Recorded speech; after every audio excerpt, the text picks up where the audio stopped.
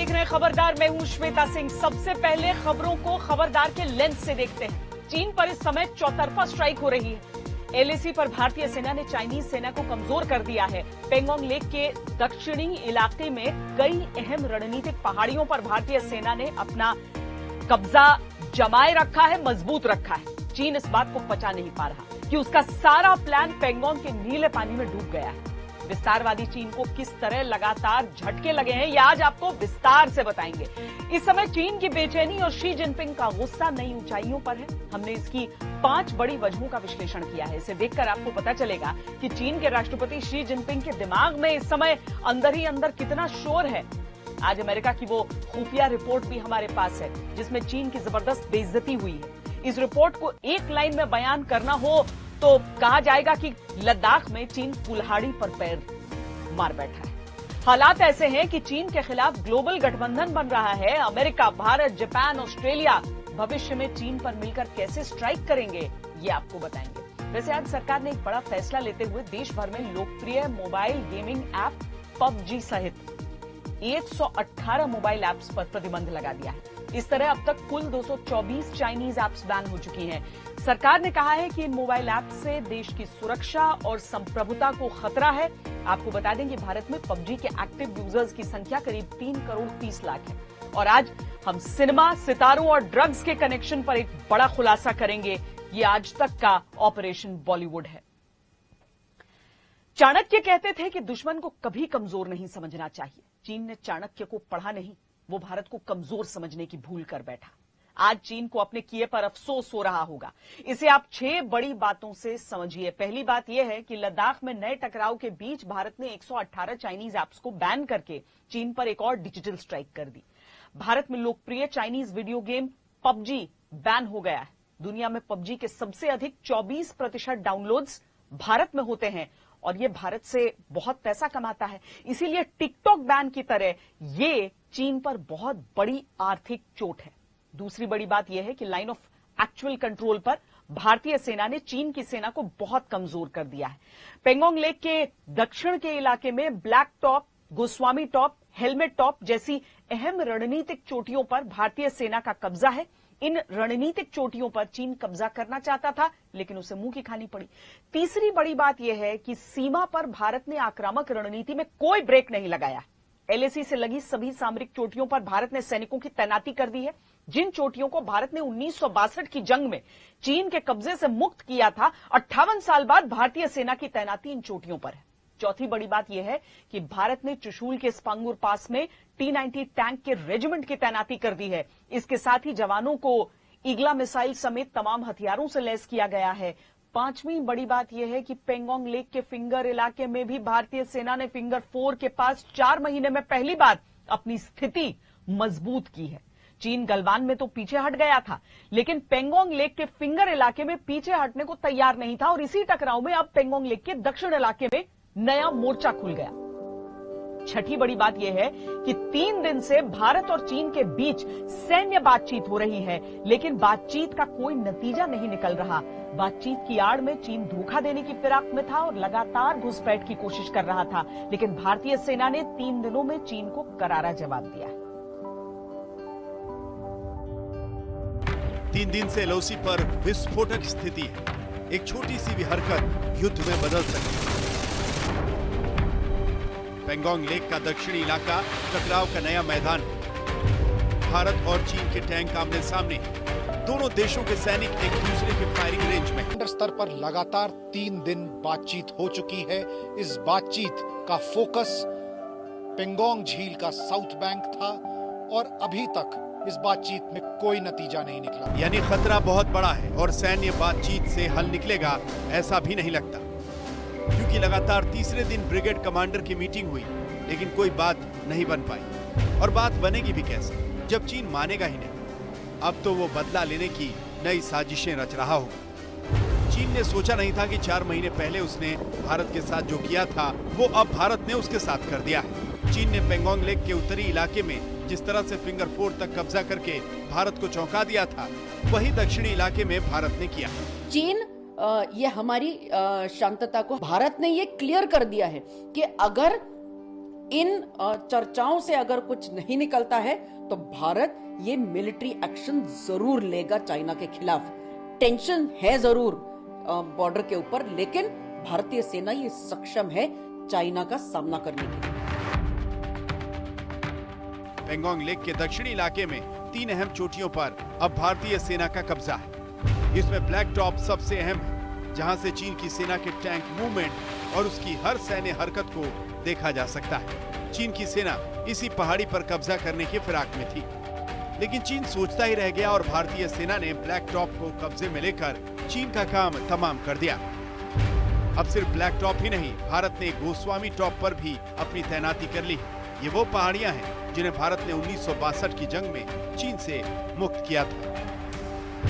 चुशुल के रिजांगला और रिकिनला में सेना ने अतिरिक्त जवान तैनात किए हैं और इसके बाद पेंगोंग लेक के पूरे दक्षिणी इलाके और चुशुल सेक्टर में भारतीय सेना बहुत मजबूत हो गई। यहाँ चीन चाहकर भी परेशान। वो भारतीय सेना पर लगातार आरोप लगा रहा है। वो कह रहा है कि भारत ने एलओसी पार की और ये उकसाने वाली कार्रवाई है, लेकिन सच ये है कि भारत ने अपने ही इलाके में अपनी सैन्य स्थिति मजबूत की है और एलएसी का उल्लंघन नहीं किया। सच तो ये भी है कि अगर भारतीय सेना अलर्ट ना होती तो चीन पेंगोंग लेक के दक्षिणी इलाके में भी अहम ठिकानों पर आकर बैठ जाता और गलवान और पेंगोंग के फिंगर एरिया की तरह इन नए इलाकों को भी अपना बताने लगता। लेकिन इस बार धोखेबाज चीन खुद अपने चालों में धोखा खा गया। चीन का स्ट्रेटजिक एम था कि जो सेंटर ऑफ ग्रेविटी है वो पेंगोंग त्सो के उत्तरी साइड से लेके दक्षिणी साइड में शिफ्ट कर दो, और यदि वो ब्लैक टॉप हिल को कैप्चर करने में सफल हो जाता तो वो पूरी तरह से इंडियन पोस्ट जितने भी हैं उसको डोमिनेट करता, चुशुल वैली को डोमिनेट करता, और जब वहाँ वो बैठ जाता तो स्वाभाविक है कि एक झटके में वो 8 फिंगर ले लिया। जो 1/3 हिस्सा हमारा पेंगोंग त्सो का लेक है वो पूरा खा जाता। भारत में सुशांत रिया के चक्कर में सब चीन को भूल गए थे, लेकिन सीमा पर भारतीय सेना देश के दुश्मनों को भूलती नहीं। चीन की हर चाल पर उसकी नजर थी, इसीलिए चीन को चित कर देने वाला दांव खेला। अब चीन को समझ में नहीं आ रहा है कि वो करे तो क्या करे। भारत को अगले कुछ दिन ज्यादा सावधान रहना होगा। शिव अरोरा और मंजीत नेगी के साथ आज तक ब्यूरो। भारत ने चीन को सीधा संदेश दिया है, हद पार करोगे तो करारा जवाब मिलेगा। बार बार बातचीत के टेबल पर आने वाले चीन ने पीछे पीछे विश्वासघात किया। 29-30 अगस्त को ब्लैक टॉप और पेंगोंग त्सो में अवैध कब्जे की कोशिश की, भारत ने करारा जवाब दिया। 31 अगस्त को ब्लैक टॉप और हेलमेट टॉप पर अवैध कब्जे का प्रयास किया, भारत ने फिर चीन को ऐसा जवाब दिया कि वो भूल नहीं सकता, उसे वहीं पर रोक दिया। और 1 सितंबर को चुमार में अवैध कब्जे की कोशिश चीन की तरफ से हुई थी, जिसे एक बार फिर भारत के वीर जवानों ने नाकाम कर दिया।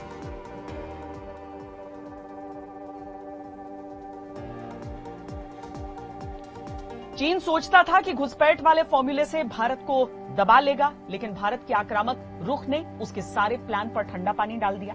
इस समय चीन की चिंता और क्रोध नई ऊंचाई पर है।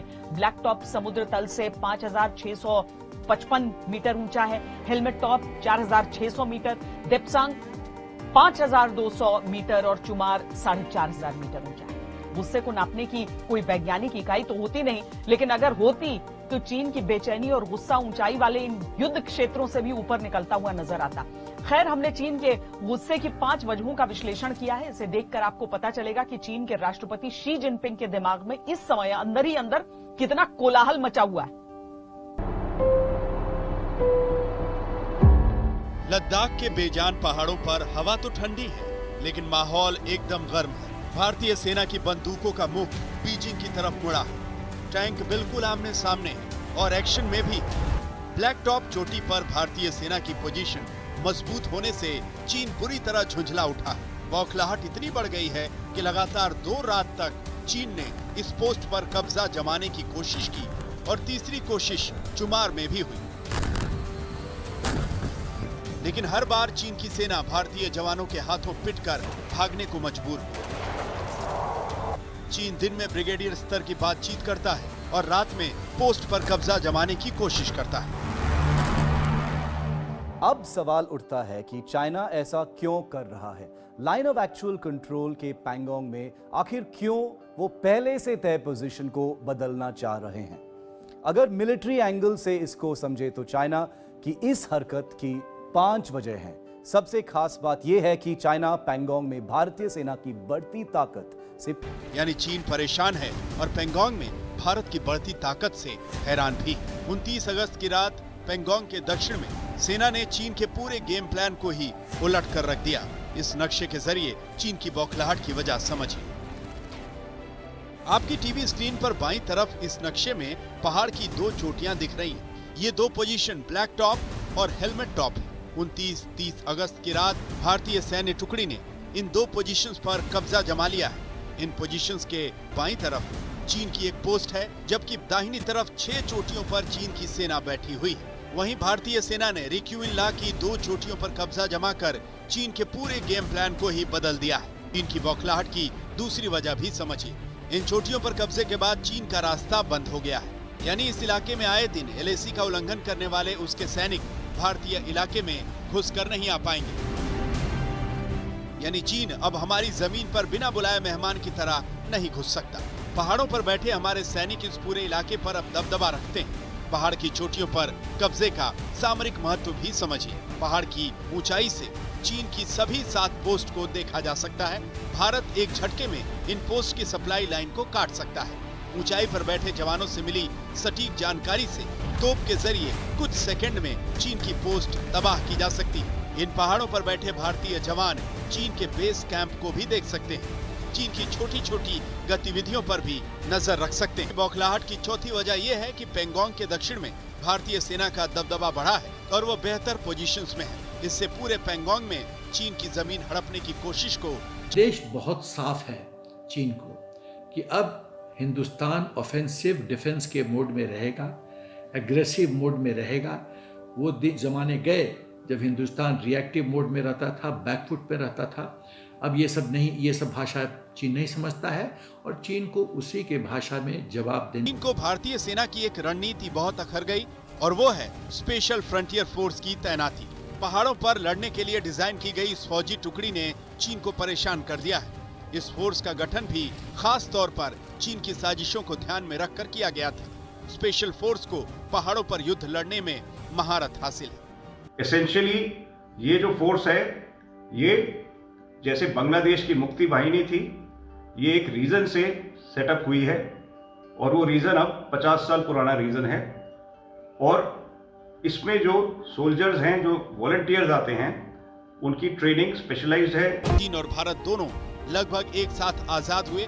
आजादी के बाद भारत दुनिया का सबसे बड़ा लोकतंत्र कहलाया, जबकि चीन ने लोकतंत्र की कीमत पर विकास किया। उसके दिमाग में एशिया का बॉस बनने का सपना है और भारत इस रास्ते में सबसे बड़ा स्पीड ब्रेकर है। चीन के लिए ये प्रभुत्व की लड़ाई है और इसमें उसे दूर दूर तक अंदेशा नहीं था कि भारत इतना आक्रामक हो जाएगा और सारे समीकरण बदल जाएंगे। शिव अरूर के साथ मंजीत नेगी, आज तक। एक मशहूर कहावत है, पैर पर कुल्हाड़ी मारना, लेकिन 29 अगस्त की रात को पेंगोंग झील के दक्षिणी किनारे पर चीन ने जो किया वो उसके लिए कुल्हाड़ी पर पैर मारने जैसा था। अमेरिका की खुफिया एजेंसियों ने एक रिपोर्ट दी है जिसमें कहा गया है कि पेंगोंग झील के दक्षिणी तट पर चीन के अतिक्रमण वाले ताजा प्रयासों का मकसद भारत को जानबूझकर उकसाना था। इसका भारतीय सेना ने मुंहतोड़ जवाब दिया और बिना एक भी गोली चलाए सैकड़ों चीनी सैनिकों को वहां से खदेड़ दिया। अमेरिकी खुफिया एजेंसियों की इस रिपोर्ट में चीन को शर्मिंदा कर देने वाली कई बातें हैं। आइए इस खुफिया रिपोर्ट को डिकोड करते हैं। क्या सोचा था चीन ने? वो गलवान पार्ट 2 दोहराने की कोशिश करेगा और भारत देखता रहेगा। 29 अगस्त की रात भारतीय सेना ने न सिर्फ चीनी सेना को पीछे खदेड़ा, बल्कि ऊंचाई वाले इलाकों में अपनी पैठ और मजबूत कर ली। और ये बात चीन बर्दाश्त नहीं कर पा रहा है। एक अमेरिकी खुफिया रिपोर्ट में दावा किया गया है कि चीन ने जानबूझकर भारत को उकसाने के मकसद से 29 अगस्त की रात को पेंगोंग झील के दक्षिणी किनारे से घुसपैठ की कोशिश की। और अब चीन इस बात से बौखलाया हुआ है कि उसके स्थानीय कमांडर ने भारतीय सैनिकों के साथ टकराने के बजाय पीछे हटने का फैसला क्यों लिया। रिपोर्ट के मुताबिक पेइचिंग में उच्च मिलिट्री कमांड की राय से उलट स्थानीय कमांडर ने पीछे हटने का फैसला किया।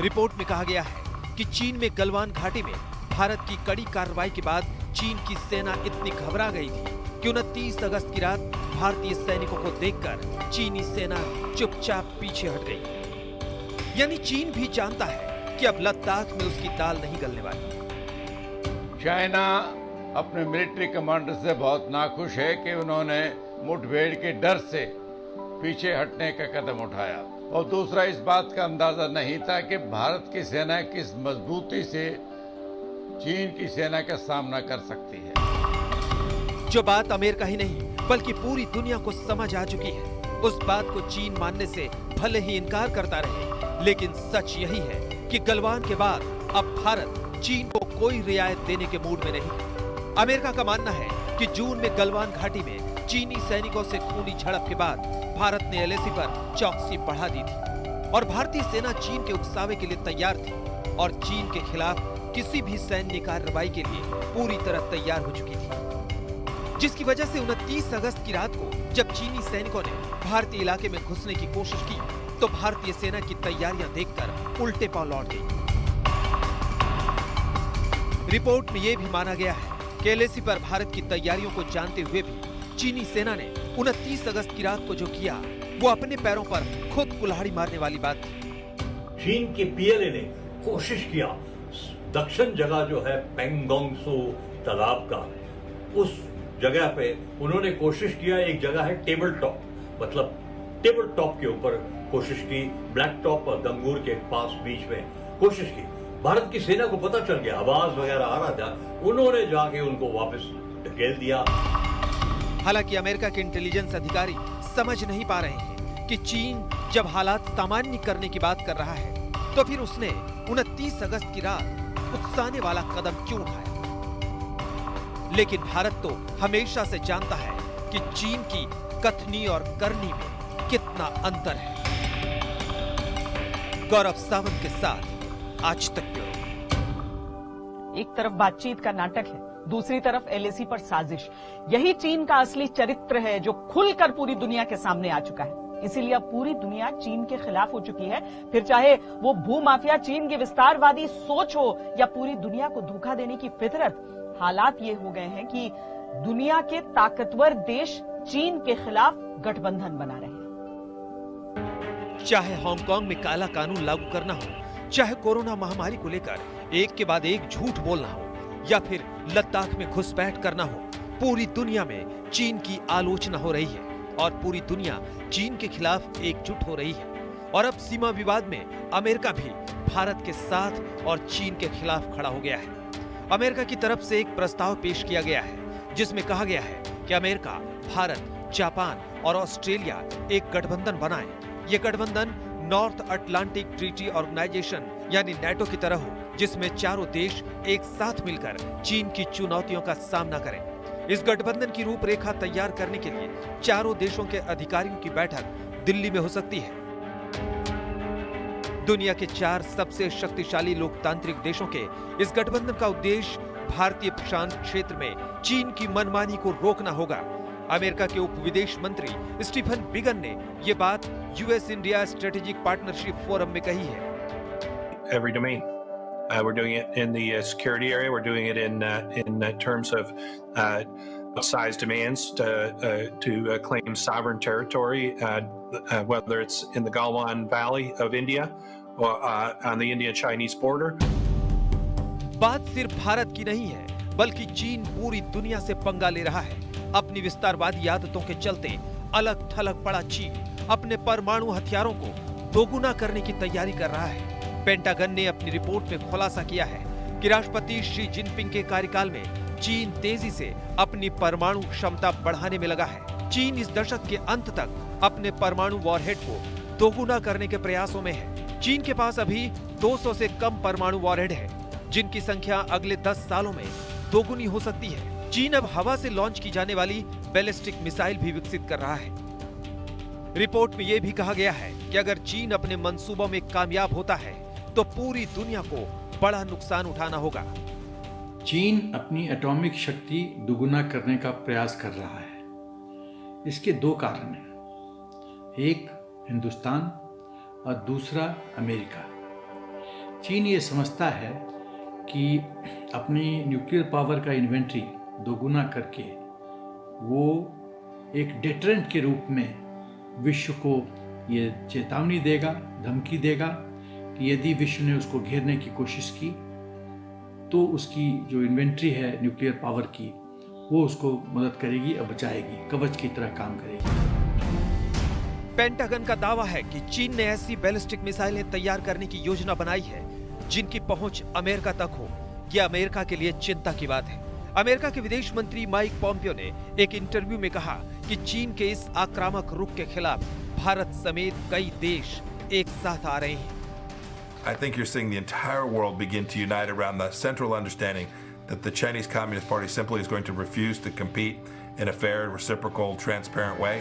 And so whether it's our friends in India, our friends in Australia, our friends in Japan and South Korea, I think they have all come to see the risk to their own people, to their own countries. चाहे Hong Kong में काला कानून हो या फिर चीन में Uyghur मुसलमानों पर अत्याचार, ताइवान पर चीन की दादागिरी हो या कोरोना महामारी को लेकर धोखा, सिर्फ पड़ोसी ही नहीं दुनिया भर के देशों से चीन लगातार उलझने की कोशिश कर रहा है। और अब दुनिया को समझ में आ चुका है कि चीन को रोकने का एक ही तरीका है, उसके खिलाफ एकजुट होकर खड़ा होना। गौरव सावंत के साथ आज तक ब्यूरो। चीन का व्यवहार ऐसा है कि दुनिया के सारे देश उसे सरदर्द मानते हैं, मौका मिलते ही चीन के इलाज की विधि ढूंढने लगते हैं। चीन के अंदर जमीन की जबरदस्त भूख है और जमीन पर विवाद खड़ा करना उसका पुराना शौक। उसने कोरोना जैसी महामारी का बोझ दुनिया पर डाला और खुद इससे बच निकला। व्यापारिक कुटिलता चीन की रणनीति है। चीन कर्ज बांटकर दूसरे देशों के संसाधनों पर कब्जा करता है और ऐसा करते हुए भी उसकी प्राथमिकता जमीन ही होती है। 20 से भी अधिक देशों से चीन का जमीन विवाद है। फिलीपींस में चीन स्प्रैटली द्वीप समूह पर अपना दावा करता है। इंटरनेशनल कोर्ट ऑफ जस्टिस इस दावे को खारिज कर चुका है, लेकिन चीन इन फैसलों का सम्मान नहीं करता। इंडोनेशिया के द्वीप समूह में चीन मछली पकड़ने के अधिकार का दावा करता है। मलेशिया के साथ चीन का विवाद है। मलेशिया के क्षेत्र में चीन ने जबरदस्ती अपने जहाज तैनात कर दिए थे। चीन इतिहास को आधार बनाकर लाओस के बड़े क्षेत्र पर अपना दावा करता है। कंबोडिया के हिस्सों पर भी चीन ने दावा किया हुआ है। थाईलैंड में मेकोंग नदी को लेकर चीन ने 2001 से विवाद शुरू किया था। वियतनाम ने अपने द्वीपों पर चीन के दावों का सख्त विरोध किया है।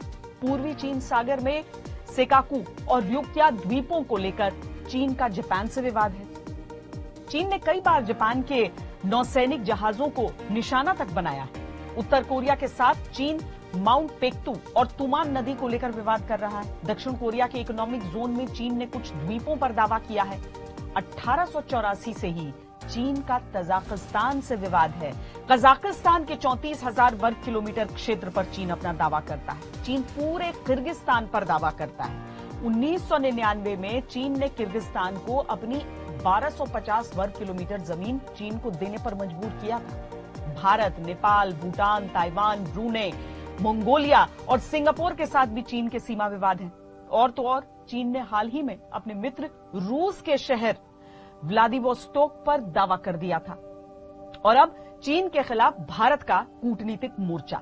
रक्षा मंत्री राजनाथ सिंह रूस के दौरे पर गए। वैसे तो राजनाथ सिंह का ये दौरा शंघाई कोऑपरेशन ऑर्गेनाइजेशन की बैठक पर हो रहा है, लेकिन चीन के खिलाफ भारत का रक्षा सूत्र इस दौरे के एजेंडे में शामिल होगा। राजनाथ सिंह अपने दौरे में इस बात पर जोर देंगे कि भारत को रूस से S-400 मिसाइल सिस्टम जल्द मिल जाए।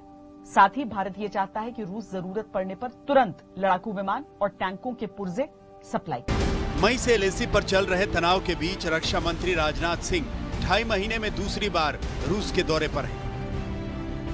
राजनाथ सिंह का यह दौरा 3 दिन का होगा और वो शंघाई कॉरपोरेशन ऑर्गेनाइजेशन के सदस्य देशों के साथ रक्षा मंत्रियों की बैठक में हिस्सा लेंगे। लेकिन चीन के साथ चल रहा टकराव ही राजनाथ सिंह के इस रूस दौरे का असली फोकस भी होने वाला है। रूस के जितने मधुर संबंध भारत से हैं, उतने ही चीन के साथ भी। माना जा रहा है कि हालात को सामान्य करने में रूस की बड़ी कूटनीतिक भूमिका हो सकती है। लद्दाख में मौजूदा तनाव के बीच रक्षा मंत्री राजनाथ सिंह अपनी यात्रा के दौरान रूस के रक्षा मंत्री से मुलाकात करेंगे। इस मुलाकात के दौरान सुखोई जैसे लड़ाकू विमान और दूसरे रक्षा साजो सामान की जल्द आपूर्ति पर चर्चा होगी। एससीओ की इस बैठक के दौरान चीन के रक्षा मंत्री भी मौजूद होंगे, लेकिन भारत और रूस की निकटता चीन के लिए साफ संदेश होगी। इससे पहले भी जब चीन के साथ गलवान घाटी में विवाद हुआ था, तब भी राजनाथ सिंह रूस के दौरे पर गए थे।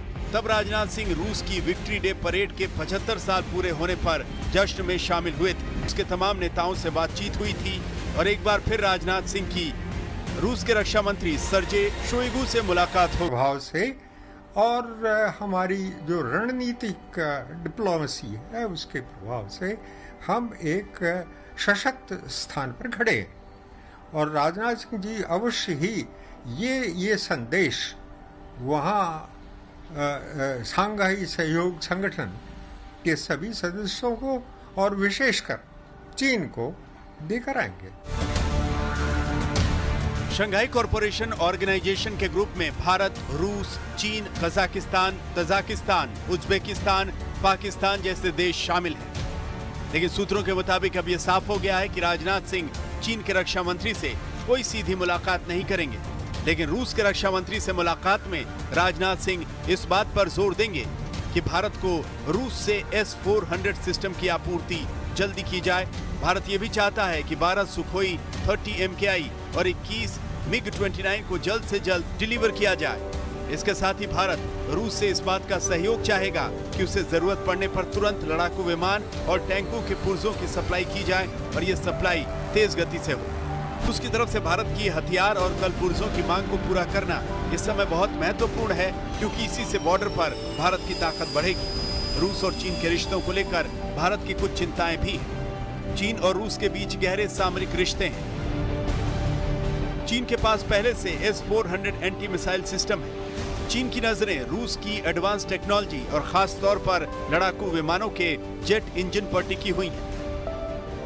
भारत इस समय कूटनीति और रणनीतिक मोर्चे पर एक भी दांव छोड़ नहीं रहा। गीता मोहन के साथ मंजीत नेगी, आज तक। और अब सुशांत सिंह राजपूत मौत मामले की बात करते हैं, जिसमें रिया चक्रवर्ती के व्हाट्सएप चैट्स के खुलासों से बॉलीवुड का ड्रग कनेक्शन सुर्खियों में है। आज तक के स्टिंग ऑपरेशन में बॉलीवुड के ड्रग्स से इसी रिश्ते को लेकर कुछ नए खुलासे हुए हैं। आज तक के कैमरे पर बॉलीवुड की नशे वाली पार्टियों का राज कुछ इनसाइडर्स खोल रहे हैं। कैसे बॉलीवुड में बड़ा तबका ड्रग्स की चपेट में है, इस पर इन इनसाइडर्स की गवाही जब आप सुनेंगे तो आपके पैरों तले जमीन खिसक जाएगी। हमारी ये एक्सक्लूसिव रिपोर्ट देखिए। बड़ा खुलासा, चौंका देने वाला सच आज आपके सामने आ रहा है। दिल थाम कर बैठिए, कई राज फाश हो रहे हैं। एक सितारा जिसके लिए हिंदुस्तान का दिल अभी भी धड़क रहा है, जिस सितारे को इंसाफ दिलाने की मुहिम उत्तर से दक्षिण तक, पूरब से पश्चिम तक मुसलसल जारी है। उस सुशांत के ड्रग्स की आदत, लत को उनकी ही गर्लफ्रेंड रिया चक्रवर्ती ने जब आज तक के ही कैमरे पर दाग कर दिया, तब आज तक ने सुशांत के पूर्व बॉडीगार्ड से पूछा था। आपको याद होगा, हमने पूछे थे बेधड़क सवाल। दारू ड्रग्स उस टाइम पे तो चरस गांजा लेते थे, सिगरेट में भर के कुछ वैसा लेते थे। उस स्टिंग ऑपरेशन के 6 दिन बाद एक बार फिर उस बात को सुनाने का खास मकसद है। मकसद ड्रग्स और ड्रग्स डीलर्स की साठगांठ को आपके सामने रखना। जब नारकोटिक्स कंट्रोल ब्यूरो मुंबई में गौरव आर्या से सुशांत, रिया और ड्रग्स को लेकर बातचीत कर रही है, जरूरी था कि हम बॉलीवुड के ड्रग्स कनेक्शन का राज फाश करें। आज तक ने स्टिंग ऑपरेशन किया, एक बड़ा शख्स कैमरे पर आया और बताया कि ड्रग्स को लेकर बॉलीवुड में क्या गड़बड़ घोटाला चल रहा है। They have very close friends who are into drugs. He also knows, they also know. अपनी कोकेन नहीं है तुम्हारी पार्टी में, तो तुम्हारी पार्टी फ्लॉप है यार। कैसे बेवकूफ आदमी हो, तुमने बुलाया क्यों? Why did you call me? You don't have coke. इस शख्स को आप सुन रहे हैं, वो बॉलीवुड इनसाइडर है, यानी वो बॉलीवुड का ही हिस्सा है। सितारों को अच्छी तरह जानते हैं, उनकी आदत और फितरत से वाकिफ हैं। इस शख्स की हिफाजत को हम इनका नाम उजागर नहीं कर रहे हैं, लेकिन ये उजागर करने वाले हैं चमकते बॉलीवुड का काला सच, जिसे सुनकर आप जान जाएंगे कि ख्वाबों का बॉलीवुड दरअसल उड़ता बॉलीवुड। जैसे जैसे बात आगे साफ होता गया कि ड्रग्स के दलदल महामारी की तरह ड्रग्स ने बड़े बड़े सितारों को अपनी जद में ले रखा है। सबको सबका राज पता है, कोई खोलता नहीं, क्योंकि इस हमाम में सब नंगे हैं। सबसे ज्यादा क्या बिकता है बॉलीवुड के? खलास हो जाता है, बिकॉज मैं लूंगा, मैं 4-5 लाइन बना लिया, आपने लिया, उसको 2 चाहिए, उसने 2 लाइन मार दी तो खर्चा हो गया और ज्यादा। फिर को उसको फोन करो सप्लायर बुढ़ा आदमी लोग कोई सिलेक्ट करते कान में खोसा कोई बोल ही नहीं सकता कि इसके पास क्या है, वैसा वाला आदमी आएगा। कितने टाइम में आ जाता है? वो फटाफट आया, हर एरिया में उनके रहते हैं 10 minute 15 minute. Every area they have people like that. नहीं तो बॉलीवुड स्टार्स को कैसे मिलता है? Because they send these people, इनके अंटे पंटे रहते हैं ना, लेफ्ट बॉल राइट बॉल रहते हैं ना इनके, ये खुद डायरेक्ट तो जाते नहीं, डायरेक्ट गोटे लोग जाते हैं ना, गोटे। हाँ, they go and they pick up the stuff for them, they don't go themselves. तो सुना आपने अपने सितारों का सच, वो पार्टियां जिनके किस्से पढ़ते सुनते आप अघाते नहीं। वहां होता क्या है? वहां होता है ड्रग्स का नंगा नाच। जिन सितारों को आप अपनी पलकों पर बिछाते हैं, जिनकी फिल्मों पर पैसे लुटाते हैं, वो अपने पैसे ड्रग्स पर लुटाते हैं, फिर उसी ड्रग्स के दलदल में धंसते चले जाते हैं। कोई बचता है, कोई चाह कर भी नहीं उबर पाता। बॉलीवुड स्टार तो शायद डार्क रूम में जाके लेते हैं ना, पब में। हाँ, they have the VVIPs and all that, बंद रहता है वो रस्सी लगा। इट्स सो कॉमन दैट अभी आप ले रहे हो, मैं ले रहा हूँ, ये ले रहे हैं, वो ले रहे हैं, तो हम छुपे क्या एक दूसरे से, you know what I mean. तो इन लोगों ने अपनी टीम, सबको पता है, टीम बना लिया है कि भाई करना है तो करना है। टीम बना लिया मतलब see cocaine is something that you don't do alone. अच्छा, you need, I need you, I need him. 4-5 line बनेगी तो मजा आएगा ना। How much are you carrying और how much I am carrying, और मेरा डीलर कौन है और तेरा डीलर कौन है, और मेरा माल अच्छा है और तेरा माल कैसा है, कितना प्योर है। अच्छा, ये भी बात होती है डीलर कौन है? ये तो मेन है, सब्जेक्ट ही है, मतलब यहाँ पे शुरू होती है, सुबह हो जाती है बात कि डीलर किससे लिया। हाँ, कहाँ से आया है, कोलंबिया के कौन से गांव से आई है। I used to do once upon a time. आप कौन सी लेते थे पहले? कोकेन लेते थे? हाँ, कोई चॉइस ही नहीं था, सब ले रहे हैं यहाँ पे बैठ के, मैं क्या बोलूं। कितना ग्राम लेते थे आप? लॉट, वो खत्म ही नहीं होता था उनका। हम लोग शुरू करते थे 9 बजे रात को, और वो खत्म होता था दूसरे दिन सुबह के 10, 11, 12 बजे। जल्द, बहुत जल्द narcotics control bureau Sushant case में भी ड्रग्स के एंगल को पूरा खंगाल लेगा। रिया का ड्रग्स डीलर से कोई कनेक्शन है तो वो पूरा सच सामने आ जाएगा। लेकिन अभी और कई राजफाश हमें करने हैं, कई बड़े खुलासे बाकी हैं। आज तक के खुफिया कैमरे पर कई और खुलासे हुए हैं। बने रहिए हमारे साथ, बड़ा खुलासा जारी है। आज तक ब्यूरो। बॉलीवुड की नशे वाली पार्टियों का जो सच आपने देखा वो अभी अधूरा है। आज तक के खुफिया कैमरे पर अभी और राज खुलने बाकी हैं। ये नशे वाली पार्टियां कैसे की जाती हैं, नशे की खेप कैसे पहुंचती है, इसकी भी सच्चाई आज तक के कैमरे पर रिकॉर्ड हुई है। बॉलीवुड में चकाचौंध के पीछे छिपी ड्रग्स की काली दुनिया का पर्दाफाश हो रहा है। आज तक के अंडरकवर रिपोर्टर एक के बाद एक कई चेहरों को बेनकाब कर रहे हैं। अगला नंबर है एक ऐसे शख्स का जिन्हें बॉलीवुड में हर फन मौला का खिताब हासिल, एक्टिंग से लेकर कई हुनर में हाथ आजमा चुके हैं। कैमरे के आगे जितने सक्षम, कैमरे के पीछे भी उतने ही दम, और अब है आज तक के खुफिया कैमरे के आगे। इनकी माने तो बॉलीवुड में ड्रग्स अब कभी कभार की बात नहीं रह गई, बल्कि ड्रग्स ने इसे अपनी गिरफ्त में ले रखा है।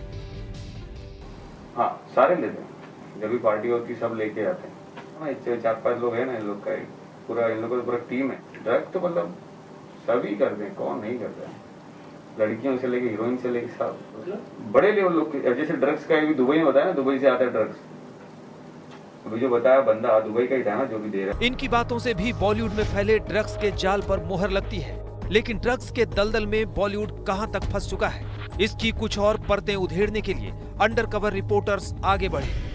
और अब हमारे कैमरे पर एक और बॉलीवुड इनसाइडर। नाम उजागर ना करना हमारी मजबूरी है, क्योंकि ये भी एक हस्ती है। बॉलीवुड के ड्रग्स माफिया इन्हें नुकसान पहुंचा सकते हैं। खैर, इन्होंने हमें बताया कि ड्रग्स सप्लायरों का एक खास गिरोह है, जिसके जरिए बॉलीवुड की कई हस्तियों तक ड्रग्स पहुंचता है। स्टार्स का जो ये लॉबी होता है ना, ये बहुत ही अलग होता है। मतलब इनके जो सीक्रेट काम है ना, उनके बहुत सीक्रेट बंदे होते हैं। उनका एक बॉय होता है या उनका एक कोई बंदा होता है, वही ये सारे डील करता है। लोग बता सकते वो हैं। थोड़ी शूट पे हमारे सामने बोलेगा जा तो ड्रग लेके आया ऐसे नहीं होता। इनके खुद के डीलर्स होते हैं, इनके खुद के बॉय होते हैं जो ये सारे डील सेट करके देते हैं। बॉलीवुड स्टार्स के जी यही सप्लायर्स है, ये बड़े बड़े बहुत हाई लेवल के सप्लाई करते हैं मुंबई। ये खुलासा उस सच को सामने लाकर रख देता है जो रंगीन पर्दे के पीछे छिपा था। ऑपरेशन बॉलीवुड ड्रग्स से ये बात सामने आई कि ड्रग्स के बिना कोई पार्टी नहीं होती और बड़ी आसानी से ड्रग्स का सितारों तक पहुंचना दिखाता है कि नशे का जाल कितना गहरा है।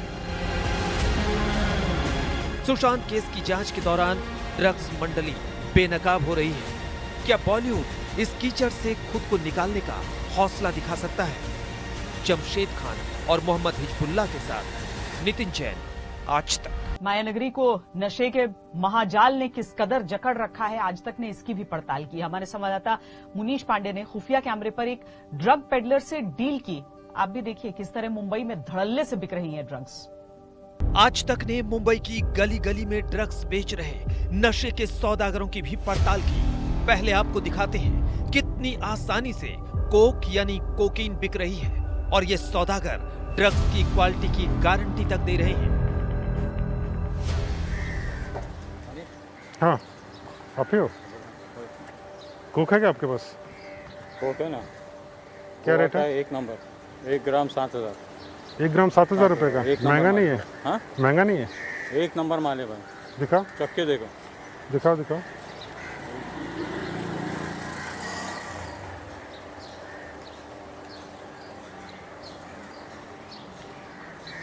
ये असली है? चख के देख लो। माल अच्छा है क्या? क्या रेट क्या है? 1 नंबर 7,000 1 ग्राम। तो बड़ा महंगा है यार। 7,000 1 ग्राम। 1 नंबर माल है भाई, गोवा का है। ये बम्बे का थकेला माल नहीं है। और एमडी है? जल्दी एमडी है ना। क्या रेट है एमडी? 1700 वैसे आपके लिए कर देंगे 1600। पार्टी के लिए 1 नंबर है। पार्टी के लिए एमडी 1 नंबर है। और नकली हुआ तो माल? गारंटी अपनी। गारंटी फिर कहाँ खोजूंगा मैं तुमको? हो ना, कॉल करना। जल्दी जल्दी करो भाई। क्या इतना जल्दी क्या है? बोलो, सेक्शन टाइट है ना भाईजान। अभी तक की बातचीत से आपको इतना अंदाजा तो हो ही गया होगा कि गोवा की ड्रग्स से मुंबई में कैसे लाखों के वारे न्यारे किए जाते हैं। लेकिन सिर्फ गोवा ही नहीं, मांगे जाने पर नशे का ये सौदागर विदेशी ड्रग्स तक देना कबूल कर रहा है। अच्छा, मेरे को ये बताओ कि तुम्हारे पास वो है क्या, गांजा है, वीड है ना? वीड है, अमेरिकन वीड है भाई। American weed? अमेरिकन वीड बहुत महंगा है। क्या रेट है? बहुत महंगा है। क्या रेट क्या है? 6,000। 6,000 रुपये? कहाँ का है? यूएस का है? यूएस का है तुम्हारे पास अभी? हाँ? है तुम्हारे पास? है। दिखाओ।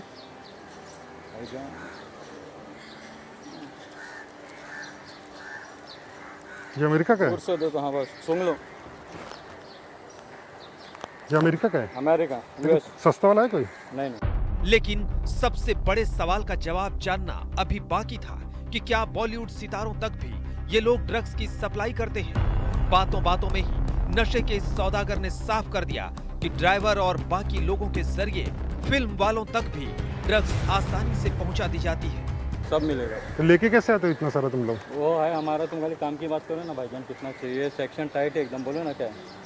तो पेटीएम करूंगा, लोगे क्या? पागल है क्या? फिर पेटीएम कोई करता है? कैश है ना भाईजान, कैसी बात कर रहे? कैश नहीं है ना भाई अभी। कैसी बात कर रहे यार तुम? मेंटल है क्या थोड़ा? पेटीएम नहीं लोगे? टाइम वेस्ट कर रहा, पागल है क्या? पेटीएम कोई करता है? अच्छा ठीक है, मैं मंगा रहा हूँ, कैश मंगा रहा हूँ। मेरे को ये बताओ कि ये जो अभी इतना सब चल रहा है, ये फिल्म वाले लोग लेते हैं क्या? ये लोग कैसी बात कर रहे? लेते हैं ना भाई, लेते हैं। सब लेते हैं। किसी को बेचा है कभी? ड्राइवर और उन लोग के खास लोग आते हैं। उन लोग चल के आएंगे क्या? अकेला है क्या? सब ड्राइवर और लेके ड्राइवर उन लोग के जो खास लोग आते हैं। अभी कहाँ ये सब क्या? ये सब जो चल रहा है अभी, सुशांत वाला देखा है? वो सब पता नहीं। वो सब फालतू की बात मत करो भाई। तो रुक जाओ ना, थोड़ा कैश आएगा तो फिर। नशे के माया जाल में माया नगरी किस कदर जकड़ी हुई है, इसका अंदाजा आसानी से लगाया जा सकता है। मुनीश पांडे, मुंबई, आज तक। वक्त एक छोटे से ब्रेक का है, आप रहिए खबरदार। नमस्कार, मैं हूं अंजना ओम कश्यप। हमें उम्मीद है ये वीडियो आपको पसंद आया होगा। लेटेस्ट खबरों के लिए यूं ही देखते रहिए आज तक, और इस वीडियो के पसंद आने पर लाइक, शेयर एंड सब्सक्राइब करना ना भूलें।